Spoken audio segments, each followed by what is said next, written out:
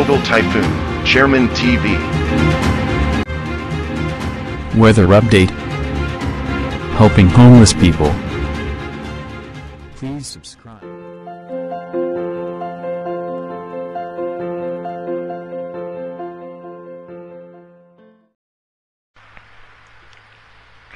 Magandang umaga po. Ito po ang latest update natin ngayong araw, July 6, 2024. Patuloy nga pong nakaka-apekto pa rin sa ating bansa yung ITCC o yung Intertropical Convergence Zone at yung Easterlies.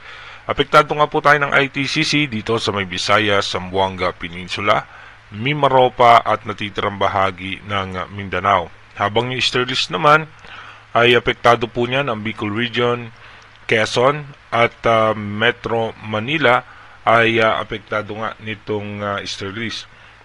Asahan nga po natin yung malinsangang panahon, pero sa ngayon nga po pagdating ng gabi at ng madaling araw ay makakaranas tayo ng maaliwalas na panahon. At ayon naman po sa advanced weather forecast ng European Center, sa susunod na linggo nga po ay may aasahan tayong mga posibilidad na mga pag-ulan. Dahil nga po may mga tsansa ng mga mabubuong low pressure area na makaka-apekto sa ating bansa. Sa ngayon nga po, mababa pa naman ang mga tsansa na maging bagyo. Dito po sa ating rain map animation, mamayang alas 10 ng umaga, asahan nga po natin magkakaroon ng tsansa ng pagulan ng eastern section ng Central Luzon, Bicol Region, at asahan natin may tsansa rin ng pagulan dito nga sa dulong bahagi ng Palawan. Pagdating naman po ng alas 3 ng hapon, asahan nga natin may tsansa ng pagulan ng western section ng Luzon, Metro Manila, Bicol Region, Mindoro Provinces, eastern section ng Visayas, western section ng Visayas, Palawan at pati nga po dito sa may parte ng Mindanao. Pagdating naman po ng alas 6 ng gabi, asahan natin dito po sa may Ilocos Region magkakaroon ng mga posibilidad ng pagulan at may tsansa nga po ng heavy rainfall. Asahan naman natin dito nga po sa may parte ng Bicol Region may tsansa pa rin mga pagulan.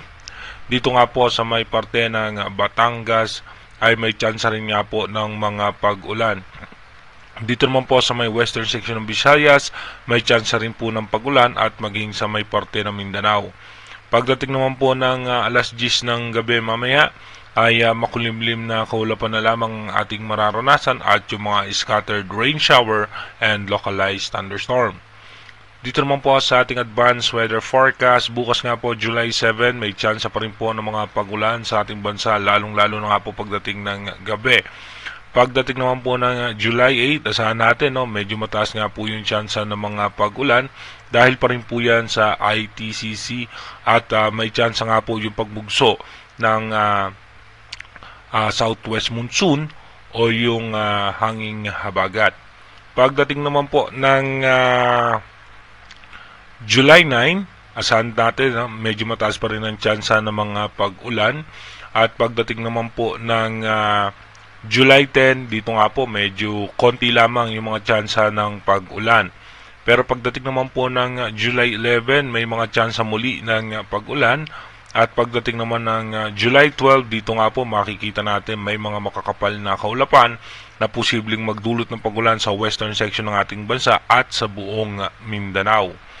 Pagdating naman po ng July 13, asahan nga po natin na mayroon pa rin tayong umiiral na ITCC at ito nga po yung posibleng pagbugso ng southwest monsoon. Pagdating naman po ng July 14, meron nga tayong possible low pressure area sa eastern section po yan ng Visayas at makakaranas pa rin po tayo ng mga pag-ulan dahil nga po sa posibilidad ng southwest monsoon at yung ITCC pa rin.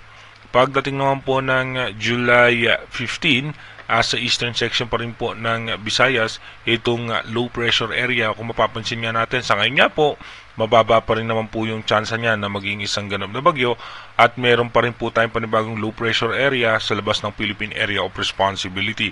Ito pong dalawang ito i-monitor natin sa mga susunod na advanced weather forecast.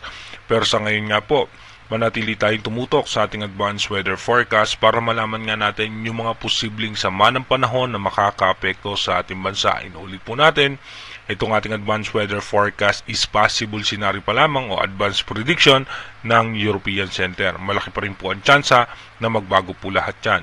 Kaya mag-iingat po tayo palagi. God bless po sa ating